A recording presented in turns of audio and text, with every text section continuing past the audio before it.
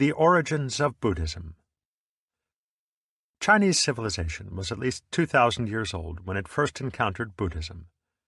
Thus the new philosophy entered into a solidly established culture in which it could hardly become acceptable without major adaptations to the Chinese mentality, even though there were some resemblance between Taoism and Buddhism so strong that they have aroused speculation as to whether contacts between the two were much earlier than has been supposed. China absorbed Buddhism as it has absorbed so many other external influences, not only philosophies and ideas, but also alien populations and invaders. Undoubtedly, this is due in some measure to the extraordinary stability and maturity which the Chinese have derived from Confucianism. Reasonable, unfanatical, humanistic, Confucianism is one of the most workable patterns of social convention that the world has known. Coupled with the let well enough alone attitude of Taoism, it nurtured a mellow and rather easygoing type of mentality, which, when it absorbed Buddhism, did much to make it more practical. That is to say, it made Buddhism a possible way of life for human beings, for people with families, with everyday work to do, and with normal instincts and passions. It was a basic Confucian principle that it is man who makes truth great, not truth which makes man great. For this reason, humanness, or human-heartedness, ren, was always felt to be superior to righteousness, yi, since man himself is greater than any idea which he may invent. There are times when men's passions are much more trustworthy than their principles. Since opposed principles or ideologies are irreconcilable, wars fought over principle will be wars of mutual annihilation. But wars fought for simple greed will be far less destructive, because the aggressor will be careful not to destroy what he is fighting to capture. Reasonable, that is, human men, will always be capable of compromise. But men who have dehumanized themselves by becoming the blind worshippers of an idea or an ideal are fanatics, whose devotion to abstractions makes them the enemies of life. Modified by such attitudes, Far Eastern Buddhism is much more palatable and according to nature than its Indian and Tibetan counterparts, with ideals of life which seem at times to be superhuman, more suited to angels than to men. Even so, all forms of Buddhism subscribe to the middle way between the extremes of angel, deva, and demon, preta, ascetic and sensualist, and claim that supreme awakening, or Buddhahood, can be attained only from the human state. There are some serious difficulties in the way of giving an historically accurate account of Indian Buddhism, as of the whole philosophical tradition from which it arose. No student of Asian thought should be unaware of these difficulties, because they make it necessary to take almost every important pronouncement about ancient Indian thought with caution. Thus, before attempting to describe Indian Buddhism, some of these difficulties should be mentioned. The first, and most serious, is the problem of interpreting the Sanskrit and Pali texts in which ancient Indian literature is preserved. This is especially true of Sanskrit, the sacred language of India, and more particularly the form of Sanskrit used in the Vedic period. Both Western and Indian scholars are uncertain as to its exact interpretation, and all modern dictionaries rely heavily on a single source, the lexicon compiled by Boetlink and Roth in the latter part of the last century, and now admitted to contain a great deal of guesswork. This seriously affects our understanding of the primary sources of Hinduism, the Vedas and Upanishads. The discovery of proper European equivalents for philosophical terms has been hindered by the fact that early lexicographers were all too ready to find correspondence with Western theological terms, since one of the primary objects of their studies was to assist the missionaries. The second is that it is extremely hard to know what was the original form of Buddhism. There are two sets of Buddhist scriptures, the Pali Canon of the Theravada or Southern School of Buddhism, which flourishes in Ceylon, Burma, and Thailand, and the Sanskrit, Tibetan, Chinese canon of the Mahayana or Northern School. There is a general consensus of scholars that the Pali Canon is, on the whole, the earlier of the two, and that the principal sutras, as the sacred texts are called, of the Mahayana canon were all compiled after 100 BC. However, the literary form of the Pali Canon does not suggest that it represents the actual words of Gautama the Buddha. If the Upanishads are characteristic of the style of discourse of an Indian teacher between 800 and 300 BC, they bear little resemblance to the tediously repetitious and scholastic style of most Buddhist scriptures. There can be little doubt that the greater part of both Buddhist canons is the work of the Pandits of the Sangha, the Buddhist monastic order, for it shows every sign of being the reverential elaboration of an original doctrine. As with Russian icons, the original painting has been almost lost to sight in the overlay of jewels and gold.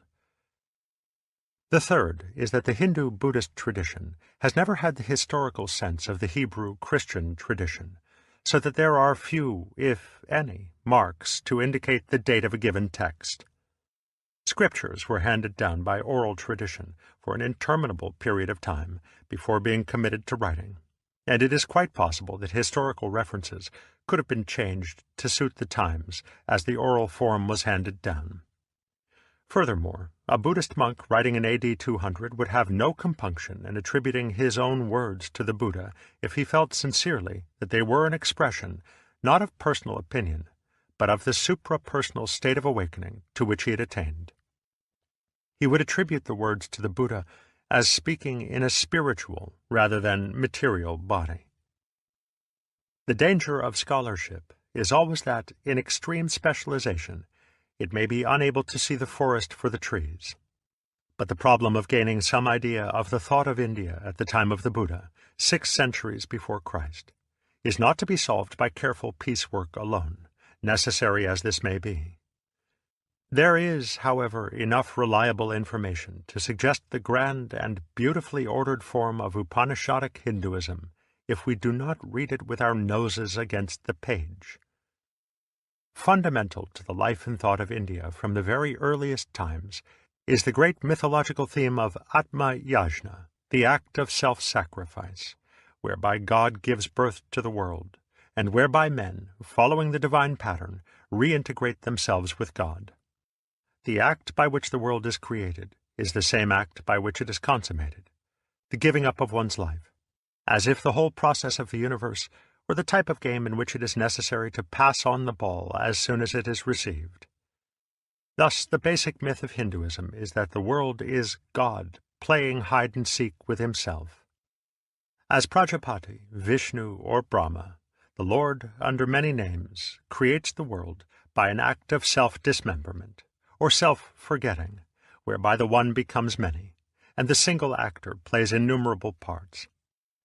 In the end, he comes again to himself, only to begin the play once more, the one dying into the many, and the many dying into the one.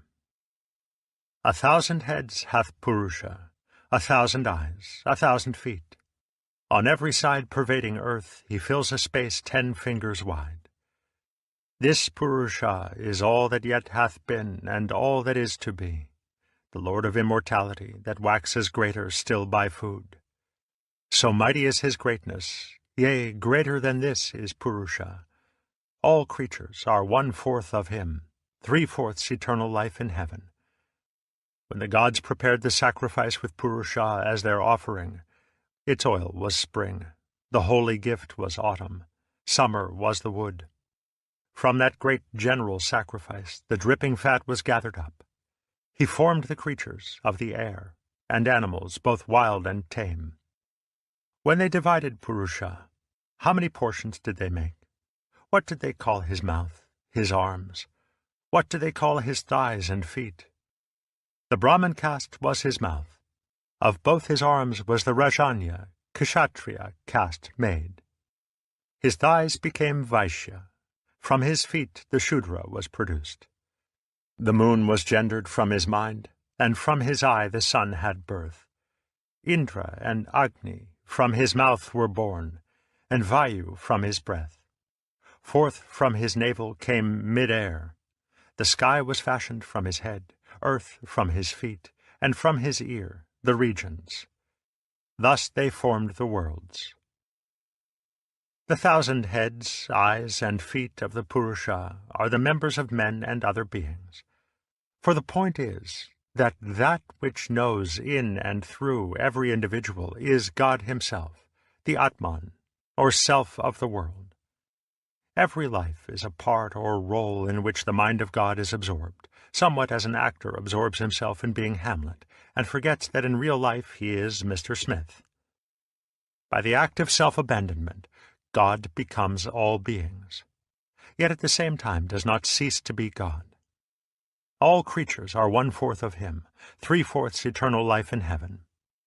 For God is divided in play, in make-believe, but remains undivided in reality, so that when the play comes to an end, the individualized consciousness awakes to find itself divine. In the beginning this world was Atman, the Self, alone in the form of Purusha. Looking about, he saw nothing other than himself. He said first, I am. Thence came the word, I. Thus, even now, when one is spoken to, he first answers simply, it is I, and then tells whatever name he has. On all sides that has hands and feet, on all sides eyes, heads, and faces, on all sides in the world it hears, all things it embraces. It is important to remember that this picture of the world as the play, Lila, of God, is mythological in form. If, at this stage, we were to translate it directly into philosophical statement, it would be a crude type of pantheism, with which Hindu philosophy is generally and erroneously confused. Thus the idea of each man, each thing, as a part which the Purusha plays in the state of self-forgetting, must not be confused with a logical or scientific statement of fact. The form of statement is poetic, not logical. In the words of the Mundaka Upanishad, truly this Atman, self, the poets say, travels on this earth from body to body. Hindu philosophy has not made the mistake of imagining that one can make an informative, factual, and positive statement about the ultimate reality. As the same Upanishad says, where knowledge is without duality, without action, cause or effect, unspeakable, incomparable, beyond description, what is that? It is impossible to say. Every positive statement about ultimate things must be made in the suggestive form of myth, of poetry. For in this realm, the direct and indicative form of speech can say only neti neti, no, no, since what can be described and categorized must always belong to the conventional realm. Hindu mythology elaborates the theme of the divine play on a fabulous scale, embracing not only colossal concepts of time and space, but also the widest extremes of pleasure and pain, virtue and depravity. The inmost self of saint and sage is no less the veiled Godhead than the inmost self of the debauchee, the coward, the lunatic, and the very demons. The opposites, dvandva, of light and darkness, good and evil, pleasure and pain, are the essential elements of the game. For although the Godhead is identified with truth, Sat, consciousness, Chit, and bliss, Ananda, the dark side of life has its integral part in the game, just as every drama must have its villain, to disrupt the status quo, and as the cards must be shuffled, thrown into chaos, in order that there may be a significant development of the play. For Hindu thought, there is no problem of evil. The conventional, relative world is necessarily a world of opposites. Light is inconceivable apart from darkness. Order is meaningless without disorder. And likewise, up without down, sound without silence, pleasure without pain. In the words of Ananda Kumaraswamy, for anyone who holds that God made the world, the question, why did he permit the existence in it of any evil, or of that evil one in whom all evil is personified, is altogether meaningless. One might as well inquire why he did not make a world without dimensions, or one without temporal succession. According to the myth, the divine play goes on through endless cycles of time, through periods of manifestation and withdrawal of the worlds measured in units of kalpas, the kalpa being a span of 4,320,000,000 years. From the human standpoint, such a conception presents a terrifying monotony, since it goes on aimlessly, forever and ever.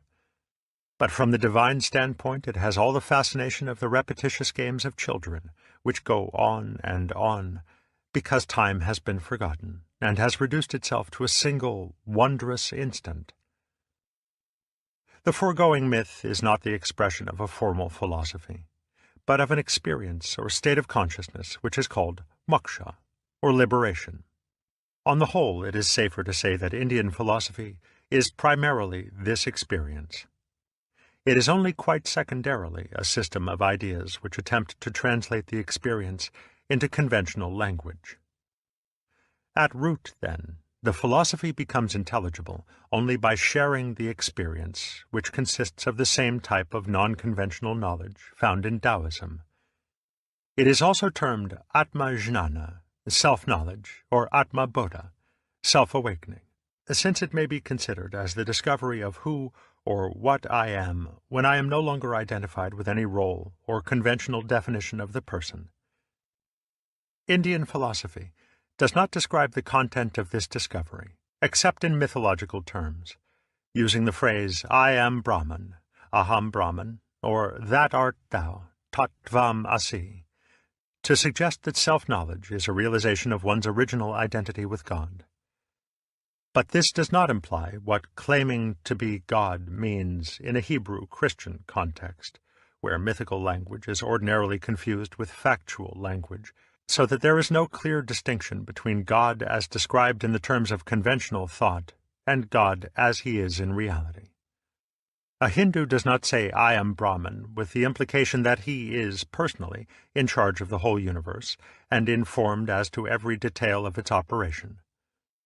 On the one hand, he is not speaking of identity with God at the level of his superficial personality. On the other, his God, Brahman, is not in charge of the universe in a personal way.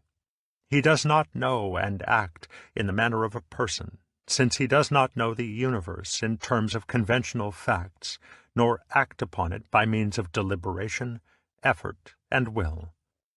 It may be of significance that the word Brahman is from the root bri, to grow, since his creative activity, like that of the Tao, is with the spontaneity proper to growth, as distinct from the deliberation proper to making. Furthermore, though Brahman is said to know himself, this knowing is not a matter of information, a knowledge such as one has of objects distinct from a subject. In the words of Shankara, for he is the knower, and the knower can know other things, but cannot make himself the object of his own knowledge, in the same way that fire can burn other things, but cannot burn itself. To the Western mind, the puzzle of Indian philosophy is that it has so much to say about what the moksha experience is not, and little or nothing to say about what it is. This is naturally bewildering, for if the experience is really without content, or if it is so lacking in relation to the things which we consider important, how is one to explain the immense esteem which it holds in the Indian scheme of life? Even at the conventional level, it is surely easy to see that knowing what is not so is often quite as important as knowing what is. Even when medicine can suggest no effective remedy for the common cold, there is some advantage in knowing the uselessness of certain popular nostrums. Furthermore, the function of negative knowledge is not unlike the uses of space, the empty page upon which words can be written, the empty jar into which liquid can be poured, the empty window through which light can be admitted, and the empty pipe through which water can flow.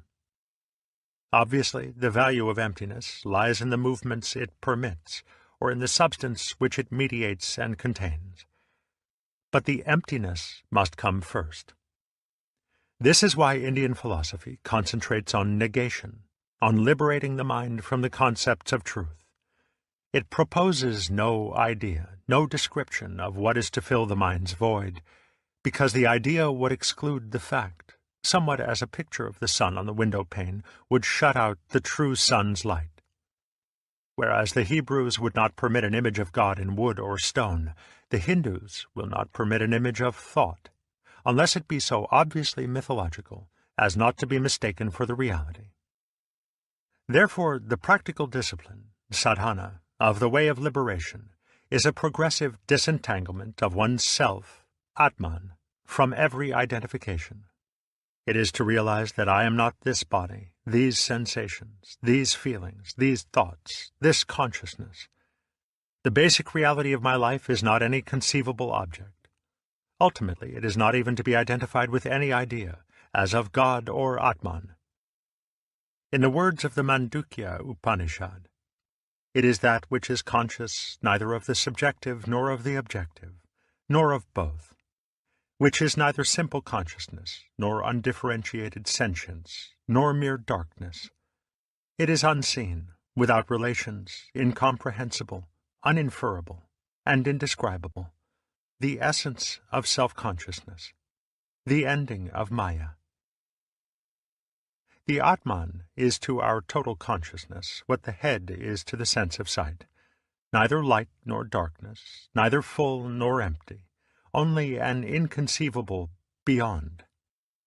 In the moment when every last identification of the self with some object or concept has ceased, in the state called nirvikalpa, or without conception, there flashes forth from its unknown depths the state of consciousness which is called divine, the knowledge of Brahman.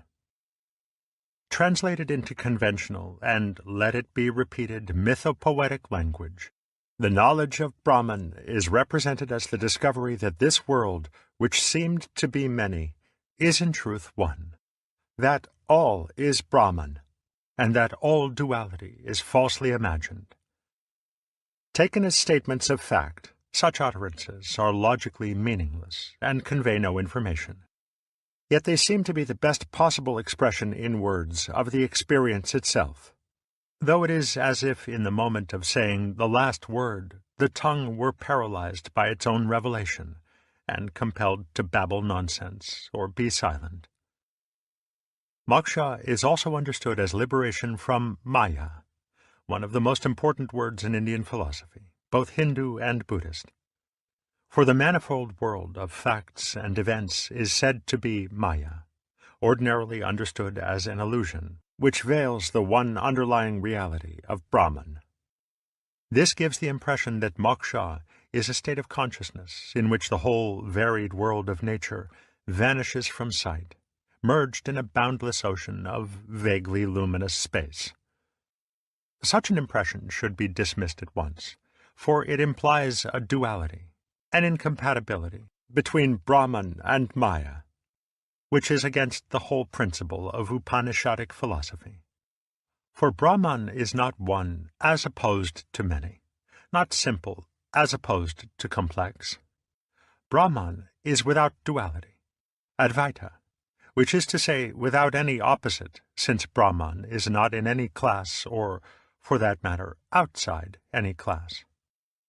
Now, classification is precisely Maya. The word is derived from the Sanskrit root matar, to measure, form, build, or lay out a plan, the root from which we obtain such Greco-Latin words as meter, matrix, material, and matter. The fundamental process of measurement is division, whether by drawing a line with the finger, by marking off or enclosing circles with the span of the hand or dividers, or by sorting grain or liquids into measures, cups. Thus, the Sanskrit root dva, from which we get the word divide, is also the root of the Latin duo, two, and the English dual. To say, then, that the world of facts and events is Maya, is to say that facts and events are terms of measurement rather than realities of nature. We must, however, expand the concept of measurement to include setting bounds of all kinds, whether by descriptive classification or selective screening. It will thus be easy to see that facts and events are as abstract as lines of latitude or as feet and inches. Consider for a moment that it is impossible to isolate a single fact, all by itself. Facts come in pairs at the very least, for a single body is inconceivable apart from a space in which it hangs. Definition, setting bounds, delineation, these are always acts of division, and thus of duality, for as soon as a boundary is defined, it has two sides. This point of view is somewhat startling, and even quite hard to understand, for those long accustomed to think that things, facts, and events are the very building blocks of the world, the most solid of solid realities. Yet a proper understanding of the Maya doctrine is one of the most essential prerequisites for the study of Hinduism and Buddhism, and in trying to grasp its meaning, one must try to put aside the various idealist philosophies of the West, with which it is so often confused, even by modern Indian Vedantists. For the world is not an illusion of the mind, in the sense that, to the eyes of the liberated man, Jivan Mukta, there is nothing to be seen but a trackless void. He sees the world that we see, but he does not mark it off, measure it, divide it in the same way. He does not look upon it as really or concretely broken down into separate things and events. He sees that the skin may just as well be regarded as what joins us to our environment as what separates us from it. He sees, furthermore, that the skin will be considered as joining only if it has first been considered as separating, or vice versa. Thus, his point of view is not monistic. He does not think that all things are in reality one, because, concretely speaking, there never were any things to be considered one. To join is as much Maya as to separate. For this reason, both Hindus and Buddhists prefer to speak of reality as non-dual rather than one, since the concept of one must always be in relation to that of many. The doctrine of Maya is therefore a doctrine of relativity. It is saying that things, facts, and events are delineated not by nature, but by human description, and that the way in which we describe or divide them is relative to our varying points of view. It is easy to see, for example, that an event called the First World War can only rather arbitrarily be said to have begun on August 4, 1914, and to have ended on November 11, 1918. Historians can discover actual beginnings of the war long before, and resumptions of the same strife long after these formal boundaries of the event. For events can divide and merge like blobs of mercury, according to the changing fashions of historical description. The boundaries of events are conventional rather than natural, in the sense that a man's life is said to have begun at the moment of parturition, rather than at conception on the one hand, or weaning on the other. Similarly, it is easy to see the conventional character of things. Ordinarily, a human organism is counted as one thing, though from the physiological standpoint it is as many things as it has parts or organs, and from the sociological standpoint it is merely part of a larger thing called a group.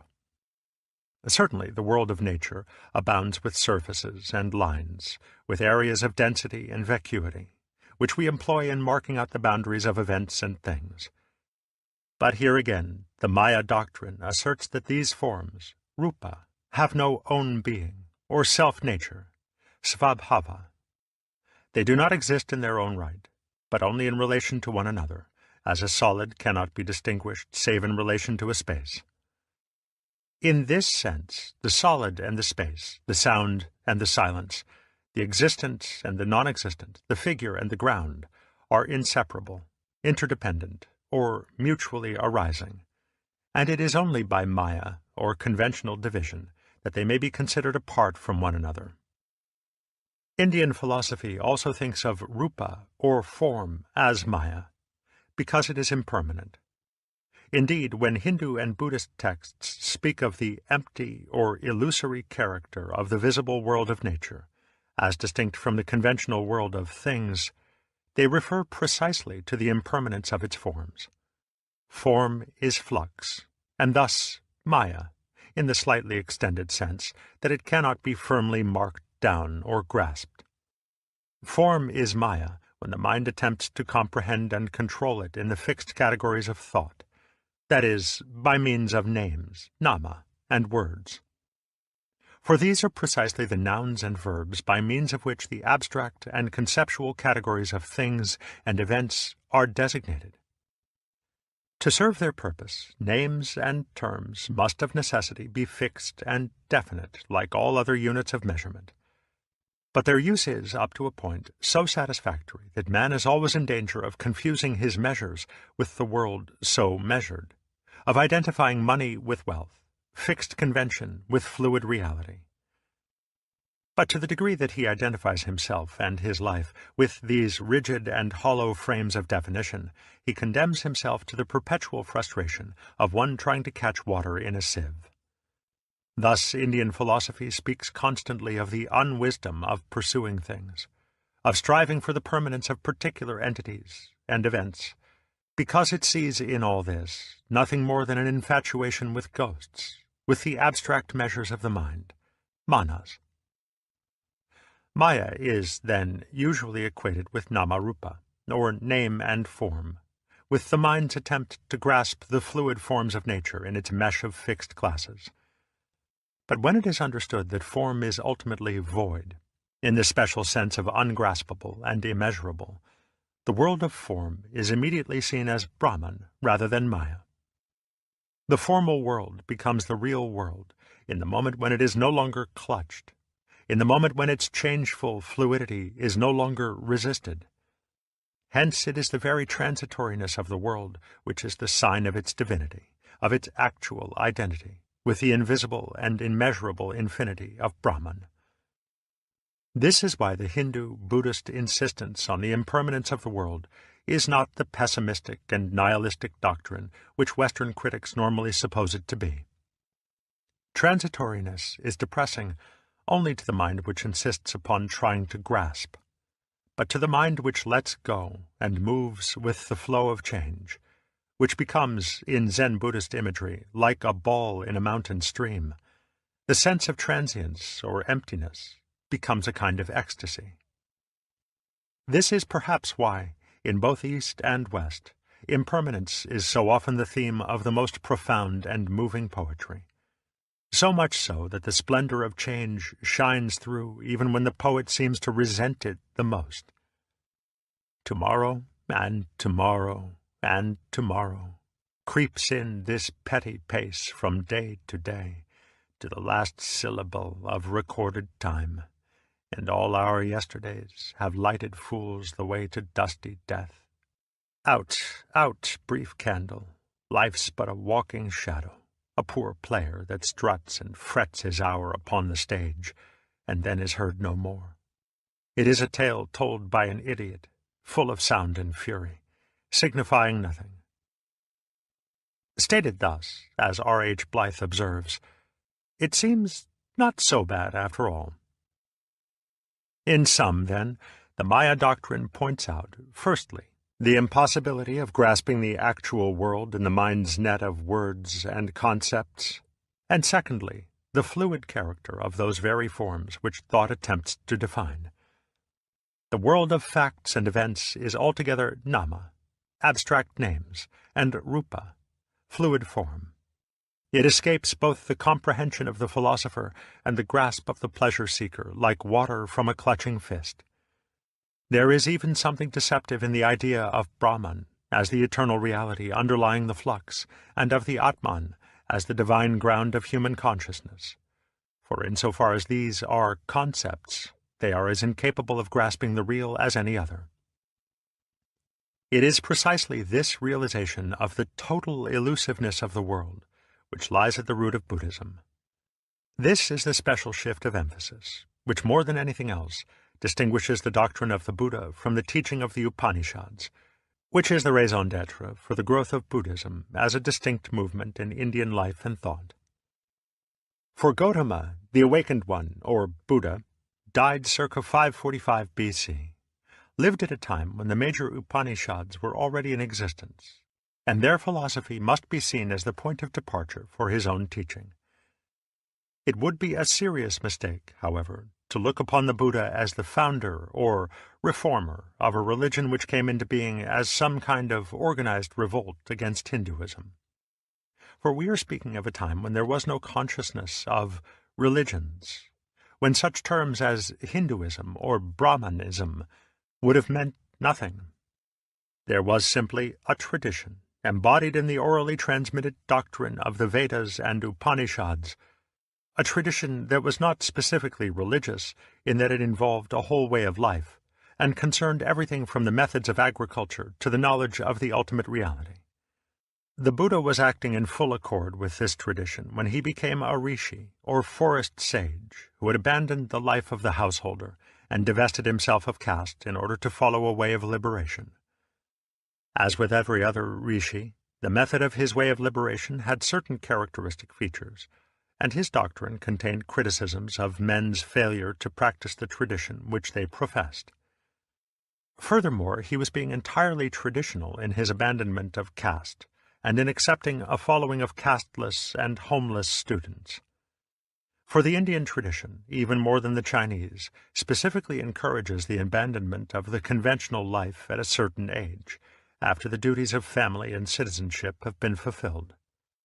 Relinquishment of caste is the outward and visible sign of the realization that one's true state is unclassified, that one's role or person is simply conventional, and that one's true nature is no thing and no body. This realization was the crux of the Buddha's experience of awakening, Bodhi, which dawned upon him one night as he sat under the celebrated Bo tree at Gaya after 7 years of meditation in the forests. From the standpoint of Zen, this experience is the essential content of Buddhism, and the verbal doctrine is quite secondary to the wordless transmission of the experience itself from generation to generation. For 7 years, Gautama had struggled by the traditional means of yoga and tapas, contemplation and ascesis, to penetrate the cause of man's enslavement to Maya, to find release from the vicious circle of clinging to life, Trishna, which is like trying to make the hand grasp itself. All his efforts had been in vain. The eternal Atman, the real self, was not to be found. However much he concentrated upon his own mind to find its root and ground, he found only his own effort to concentrate. The evening before his awakening, he simply gave up, relaxed his ascetic diet, and ate some nourishing food. Thereupon he felt at once that a profound change was coming over him. He sat beneath the tree, vowing never to rise until he had attained the supreme awakening, and according to a tradition, sat all through the night until the first glimpse of the morning star suddenly provoked a state of perfect clarity and understanding. This was Anuttara Samyak Sambodhi, unexcelled, complete awakening, liberation from Maya, and from the everlasting round of birth and death, samsara, which goes on and on for as long as a man tries in any way whatsoever to grasp at his own life. Yet the actual content of this experience was never and could never be put into words, for words are the frames of Maya, the meshes of its net, and the experience is of the water which slips through. Thus, so far as words are concerned, the most that may be said of this experience are the words attributed to the Buddha in the Vajracchedika. Just so, Subhuti, I obtained not the least thing from unexcelled complete awakening, and for this very reason it is called unexcelled complete awakening. Thus, from the standpoint of Zen, the Buddha never said a word, despite the volumes of scriptures attributed to him, for his real message remained always unspoken, and was such that when words attempted to express it, they made it seem as if it were nothing at all. Yet it is the essential tradition of Zen that what cannot be conveyed by speech can, nevertheless, be passed on by direct pointing, by some non-verbal means of communication without which the Buddhist experience could never have been handed down to future generations. In its own, probably rather late tradition, Zen maintains that the Buddha transmitted awakening to his chief disciple, Mahakasyapa, by holding up a flower and remaining silent. The Pali Canon, however, relates that immediately after his awakening, the Buddha went to the deer park at Benares and set forth his doctrine to those who had formerly been his companions in the ascetic life. expressing it in the form of those Four Noble Truths which provide so convenient a summary of Buddhism. These four truths are patterned on the traditional Vedic form of a physician's diagnosis and prescription, the identification of the disease and of its cause, the pronouncement as to whether it may be cured, and the prescription for the remedy. The first truth is concerned with the problematic word dukkha, loosely translatable as suffering, and which designates the great disease of the world for which the Buddha's method, dharma, is the cure. Birth is dukkha, decay is dukkha, sickness is dukkha, death is dukkha. So also are sorrow and grief. To be bound with things which we dislike, and to be parted from things which we like, these also are dukkha. Not to get what one desires, this also is dukkha. In a word, this body, this fivefold aggregation based on clutching, trishna, this is dukkha. This, however, cannot be compressed into the sweeping assertion that life is suffering. The point is rather that life, as we usually live it, is suffering, or, more exactly, is bedeviled by the peculiar frustration which comes from attempting the impossible. Perhaps, then, frustration is the best equivalent for dukkha, even though the word is the simple antonym of sukha, which means pleasant or sweet. In another formulation of the Buddha's teaching, dukkha is one of the three characteristics of being, or becoming, bhava, whereof the other two are anitya, impermanence, and anatman, absence of any self. These two terms are of basic importance. The anitya doctrine is again not quite the simple assertion that the world is impermanent, but rather that the more one grasps at the world, the more it changes. Reality in itself is neither permanent nor impermanent. It cannot be categorized. But when one tries to hold on to it, change is everywhere apparent, since, like one's own shadow, the more one pursues it, the faster it flees.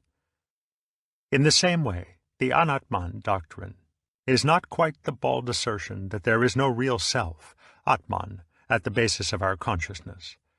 The point is rather that there is no self, or basic reality, which may be grasped, either by direct experience or by concepts. Apparently the Buddha felt that the doctrine of the Atman in the Upanishads lent itself too easily to a fatal misinterpretation. It became an object of belief, a desideratum, a goal to be reached, something to which the mind could cling as its one final abode of safety in the flux of life. The Buddha's view was that a self so grasped was no longer the true self, but only one more of the innumerable forms of Maya. Thus, anatman might be expressed in the form, the true self is non-self, since any attempt to conceive the self, believe in the self, or seek for the self, immediately thrusts it away. The Upanishads distinguish between Atman, the true supra-individual self, and the Jivatman, or individual soul, and the Buddha's Anatman doctrine agrees with them in denying the reality of the latter. It is fundamental to every school of Buddhism that there is no ego, no enduring entity which is the constant subject of our changing experiences. For the ego exists in an abstract sense alone, being an abstraction from memory, somewhat like the illusory circle of fire made by a whirling torch. We can, for example, imagine the path of a bird through the sky as a distinct line which it has taken, but this line is as abstract as a line of latitude. In concrete reality, the bird left no line, and similarly, the past from which our ego is abstracted has entirely disappeared. Thus, any attempt to cling to the ego, or to make it an effective source of action, is doomed to frustration. The second noble truth relates to the cause of frustration, which is said to be trishna, clinging or grasping, based on avidya, which is ignorance or unconsciousness. Now, avidya is the formal opposite of awakening. It is the state of mind when hypnotized or spellbound by Maya, so that it mistakes the abstract world of things and events for the concrete world of reality. At a still deeper level, it is lack of self-knowledge, lack of the realization that all grasping turns out to be the futile effort to grasp oneself, or rather, to make life catch hold of itself. For to one who has self-knowledge, there is no duality between himself and the external world. Avidya is ignoring the fact that subject and object are relational, like the two sides of a coin, so that when one pursues, the other retreats. This is why the egocentric attempt to dominate the world, to bring as much of the world as possible under the control of the ego, has only to proceed for a little while before it raises the difficulty of the ego's controlling itself. This is really a simple problem of what we now call cybernetics, the science of control. Mechanically and logically, it is easy to see that any system approaching perfect self-control is also approaching perfect self-frustration. Such a system is a vicious circle, and has the same logical structure as a statement which states something about itself. For example, I am lying, when it is implied that the statement is itself a lie. The statement circulates fatuously forever, since it is always true to the extent that it is false, and false to the extent that it is true. Expressed more concretely, I cannot throw a ball so long as I am holding on to it, so as to maintain perfect control of its movement. Thus the desire for perfect control of the environment and of oneself is based on a profound mistrust of the controller. Avidya is the failure to see the basic self-contradiction of this position. From it, therefore, arises a futile grasping or controlling of life, which is pure self-frustration. And the pattern of life which follows is the vicious circle, which in Hinduism and Buddhism is called samsara, the round of birth and death. The active principle of the round is known as karma, or conditioned action. Action, that is, arising from a motive and seeking a result. The type of action which always requires the necessity for further action. Man is involved in karma when he interferes with the world in such a way that he is compelled to go on interfering, when the solution of a problem creates still more problems to be solved, when the control of one thing creates the need to control several others. Karma is thus the fate of everyone who tries to be God. He lays a trap for the world in which he himself gets caught. Many Buddhists understand the round of birth and death quite literally as a process of reincarnation, wherein the karma, which shapes the individual, does so again and again in life after life, until, through insight and awakening, it is laid to rest. But in Zen, and in other schools of the Mahayana, it is often taken in a more figurative way, as that the process of rebirth is from moment to moment, so that one is being reborn so long as one identifies himself with a continuing ego, which reincarnates itself afresh at each moment of time. Thus, the validity and interest of the doctrine does not require acceptance of a special theory of survival. Its importance is rather that it exemplifies the whole problem of action in vicious circles and its resolution. And in this respect, Buddhist philosophy should have a special interest for students of communication theory, cybernetics, logical philosophy, and similar matters. The third noble truth is concerned with the ending of self-frustration, of grasping, and of the whole viciously circular pattern of karma, which generates the round. The ending is called nirvana, a word of such dubious etymology that a simple translation is exceedingly difficult. It has been variously connected with Sanskrit roots, which would make it mean the blowing out of a flame, or simply blowing out, ex or despiration, or with the cessation of waves, turnings, or circlings, vritti, of the mind. The two latter interpretations seem, on the whole, to make the most sense. If nirvana is despiration, it is the act of one who has seen the futility of trying to hold his breath, or life, prana, indefinitely, since to hold the breath is to lose it. Thus, nirvana is the equivalent of moksha, release, or liberation. Seen from one side, it appears to be despair, the recognition that life utterly defeats our efforts to control it, that all human striving is no more than a vanishing hand clutching at clouds. Seen from the other side, this despair bursts into joy and creative power, on the principle that to lose one's life is to find it, to find freedom of action, unimpeded by self-frustration and the anxiety inherent in trying to save and control the self. If nirvana is related to the cessation, of turnings, vritti, the term is synonymous with the aim of yoga, defined in the Yoga Sutra as chitta vritti nirodha, the cessation of turnings of the mind. These turnings are the thoughts whereby the mind endeavors to grasp the world and itself. Yoga is the practice of trying to stop these thoughts by thinking about them until the utter futility of the process is felt so vividly that it simply drops away, and the mind discovers its natural and unconfused state.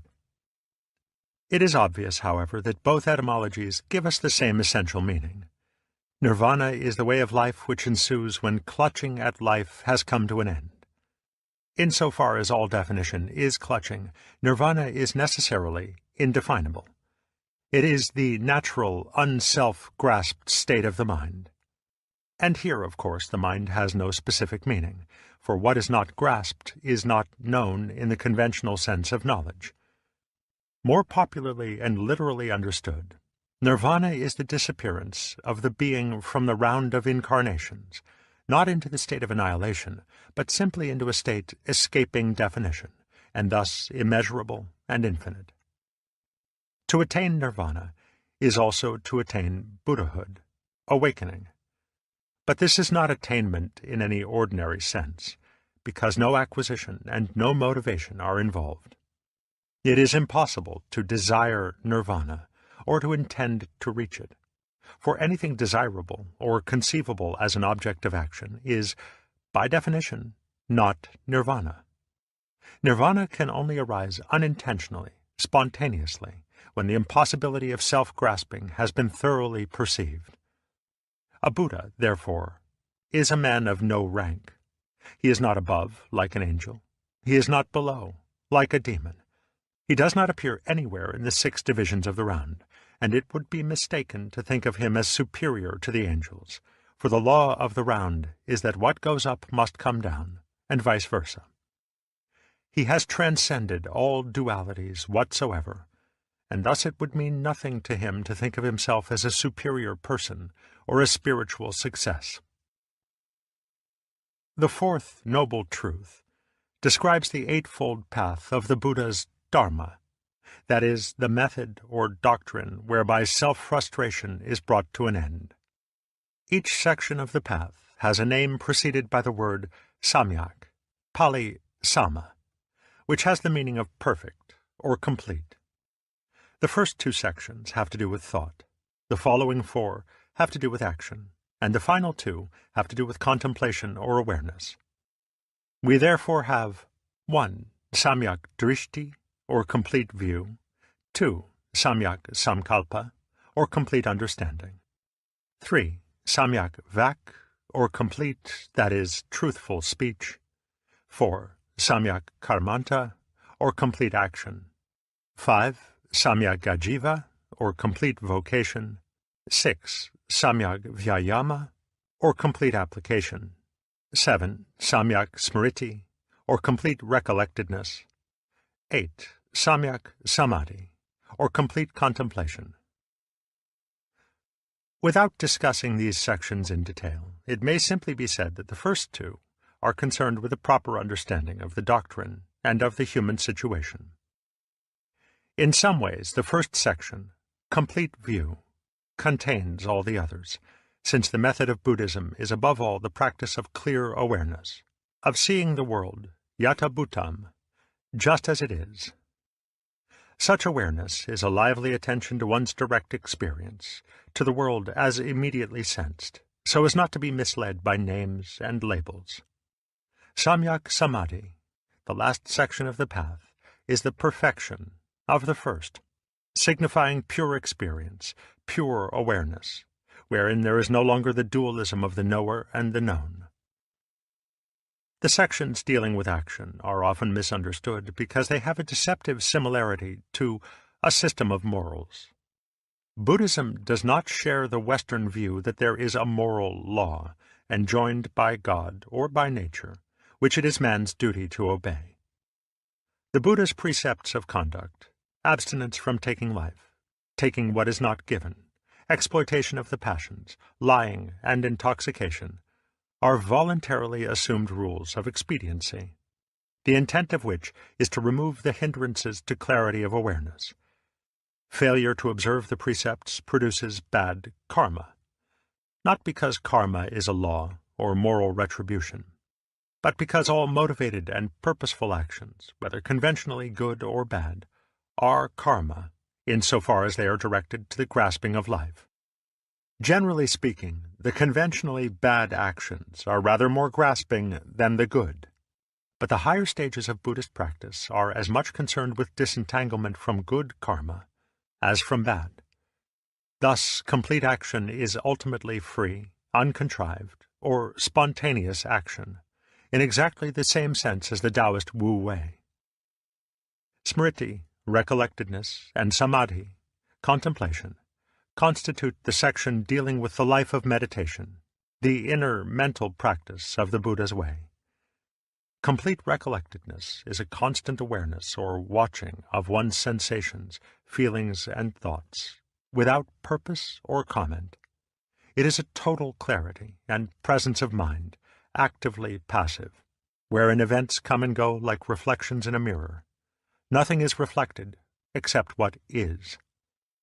In walking, standing, sitting, or lying down, he understands that he is so doing, so that, however his body is engaged, he understands it just as it is. In setting out or returning, in looking before or around, in bending or stretching his arm, he acts with clear awareness. Through such awareness, it is seen that the separation of the thinker from the thought, the knower from the known, the subject from the object, is purely abstract. There is not the mind on the one hand, and its experiences on the other. There is just a process of experiencing in which there is nothing to be grasped as an object, and no one as a subject to grasp it. Seen thus, the process of experiencing ceases to clutch at itself.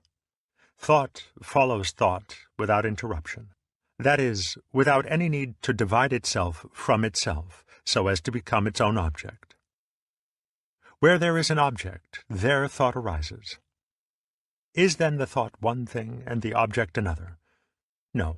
What is the object? Just that is the thought. If the object were one thing and the thought another, then there would be a double state of thought. So the object itself is just thought. Can then thought review thought? No, thought cannot review thought. As the blade of a sword cannot cut itself, as the fingertip cannot touch itself, so a thought cannot see itself.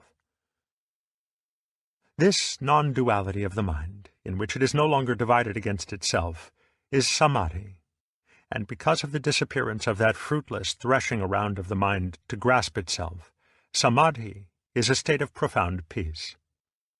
This is not the stillness of total inactivity, for once the mind returns to its natural state, samadhi persists at all times, in walking, standing, sitting, and lying.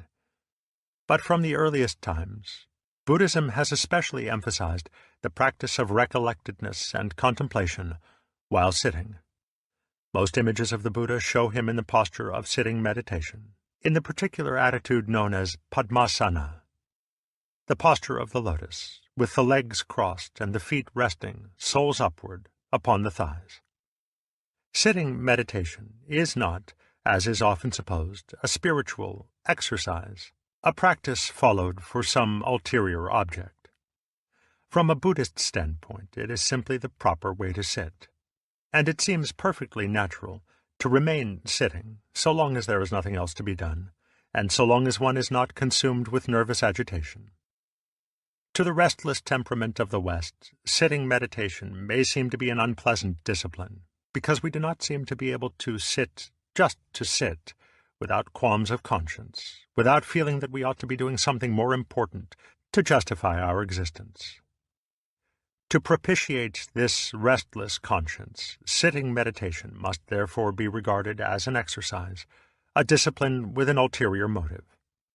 Yet at that very point, it ceases to be a meditation, dhyana, in the Buddhist sense, for where there is purpose, where there is seeking and grasping for results, there is no dhyana. This word, dhyana, Pali jhana, is the original Sanskrit form of the Chinese chan and the Japanese zen, and thus its meaning is of central importance for an understanding of Zen Buddhism. Meditation, in the common sense of thinking things over or musing, is a most misleading translation. But such alternatives as trance or absorption are even worse, since they suggest states of hypnotic fascination. The best solution seems to be to leave dhyana untranslated and add it to the English language as we have added nirvana and Tao. As used in Buddhism, the term dhyana comprises both recollectedness, smriti, and samadhi, and can best be described as the state of unified or one-pointed awareness. On the one hand, it is one-pointed in the sense of being focused on the present, since to clear awareness there is neither past nor future, but just this one moment, ekaksana, which Western mystics have called the eternal now. On the other hand, it is one-pointed in the sense of being a state of consciousness without differentiation of the knower, the knowing, and the known. A Tathagata, that is, a Buddha, is a seer of what is to be seen, but he is not mindful, na manati, or does not conceive of the seen, the unseen, the seeable, or the seer. So too with the heard, the sensed, and the known. He does not think of them in these categories. The difficulty of appreciating what dhyana means is that the structure of our language does not permit us to use a transitive verb without a subject and a predicate.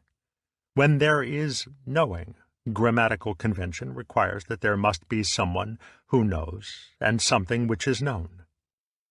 We are so accustomed to this convention in speaking and thinking that we fail to recognize that it is simply a convention, and that it does not necessarily correspond to the actual experience of knowing.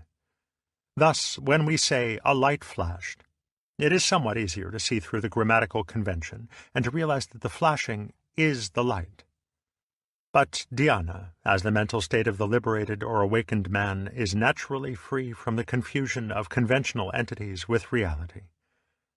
Our intellectual discomfort in trying to conceive knowing without a distinct someone who knows and a distinct something which is known is like the discomfort of arriving at a formal dinner in pajamas.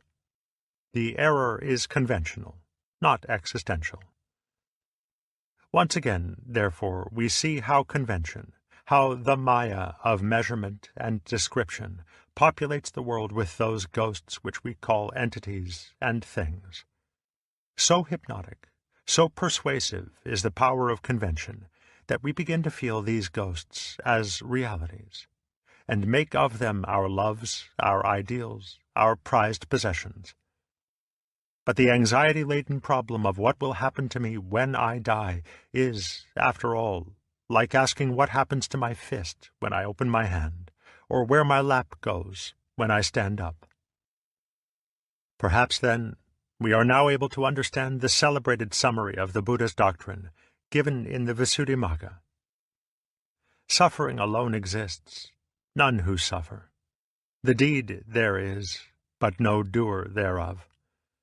Nirvana is, but no one seeking it. The path there is, but none who travel it.